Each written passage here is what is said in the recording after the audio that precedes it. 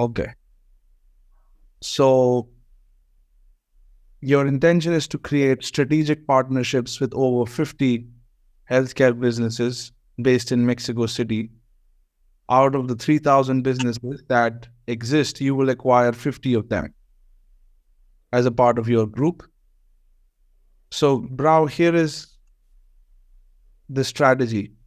How do you source these sellers? You go on the web and you go on the authority of the whatever is the healthcare authority in Mexico. You will go on their website and you will find their phone numbers. You'll pull out a list of all the licensed facilities in Mexico, and there could be 3,000, there could be 4,000, and you'll make a list of that. Right? Okay, it's possible that these list of companies have like the website itself, the authority website contains their phone number. Okay, so how it is in UAE that if you go to the Dubai Healthcare Authority website, you can look at the facilities, and then you can click on the name of the facility, and it has the phone number of the owner, direct phone number. So that's a very highly qualified list. So your first step is to build a highly qualified phone number list, like ideally direct phone numbers of the sellers. So you're speaking to the decision maker. Okay?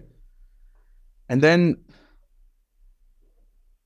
that's the first step. If you do this step, you will save a lot of time. If your list is not qualified, you are increasing your time by 3 times.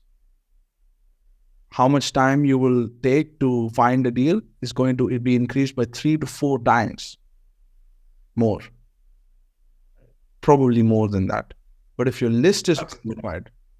Let me tell you that here in Mexico, it's kind of hard to get the direct phone number of the owner or the decision maker, because mainly security stuff, and here in Mexico is different. Actually, the list in the healthcare authority webpage is really shitty. It's awful. So maybe the question is that I can ask some of the board members to give me the direct phone or contact of some of that clinic for hospitals. No, you find a way, bro. There are many ways. There are many agencies that do this. It's called skip tracing. You might be aware of it. So, like, you can hire people who will get you the phone numbers. There are many, many sources with which you can do this. There's Dun & Bradstreet. If you Google this, Dun & Bradstreet is a company that specifically does this job to find qualified phone numbers of B2B businesses. So B2B lead generation is extremely key for your business, because ideally you want the direct phone numbers. You may not be able to get for all of them, but you may get for a lot of them. And that's going to cut your time a lot. So there will be... What's the name of the company or the name of the... Dun & Bradstreet. DUN and Bradstreet.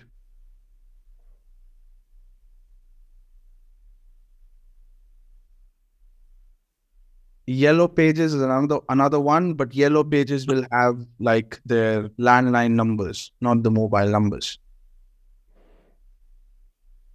And you told me there's name of this kind of activity, of task, that I can look in the web. What's the name?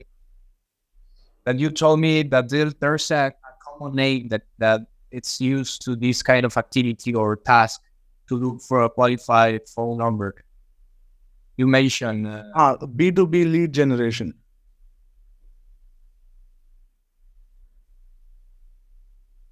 Skip tracing. Skip tracing. Skip tracing. Yeah. Company skip tracing. You could type LLC skip tracing services. Skip racing, right? Skip tracing. Tracing.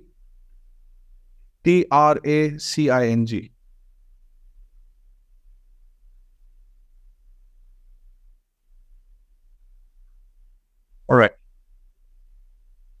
So your main objective is to find qualified phone numbers of healthcare facilities. Step number one to that is you need to find the names of all the licensed facilities. You can find that on the healthcare authority website. Whatever is the local healthcare authority, you could just call them and you can find the list. Even Dun & Bradstreet will give you the list.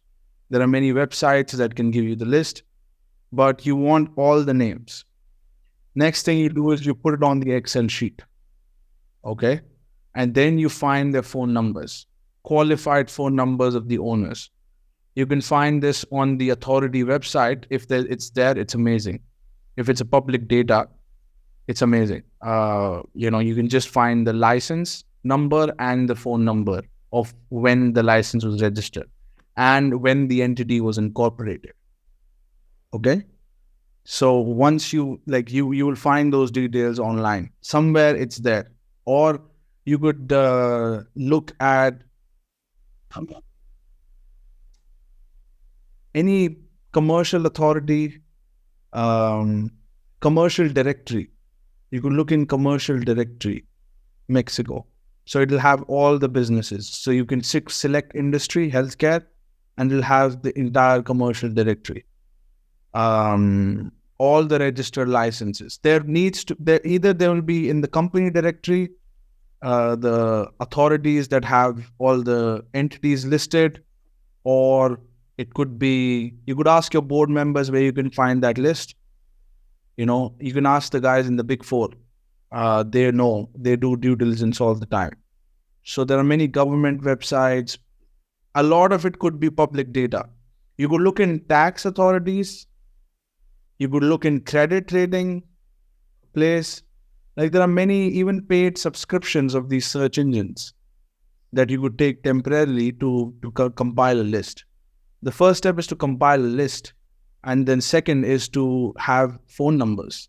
You may very well find both of these in one place. And that's an easy job. Once you have that, like you can pay someone $20 on Fiverr and you can have them put in a list with the numbers. Okay? And then you have the Excel sheet. And then you can prepare a comment section on your right, and then you can just call them and write comments. Okay. So let's go over the process.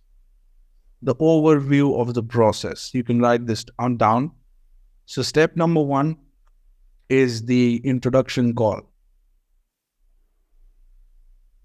The introduction call. There are certain objectives for the introduction call.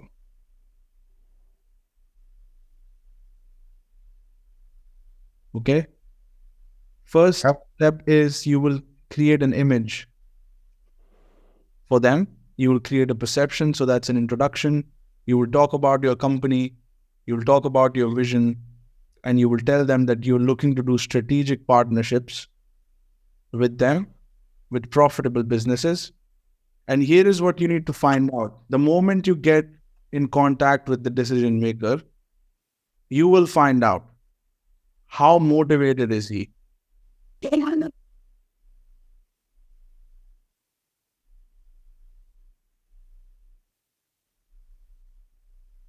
How old is the company? Based on how old is the company, you can find out his age. So if he's like, it's a 15-year-old company, then he started maybe at 35 and he's 50 years old. Or maybe he started at 40 and he's like 55, 60 years old. Or if it's a 20-year-old company, The older the company, the older the guy. So that's your first role, bro, is to ascertain how motivated is this guy.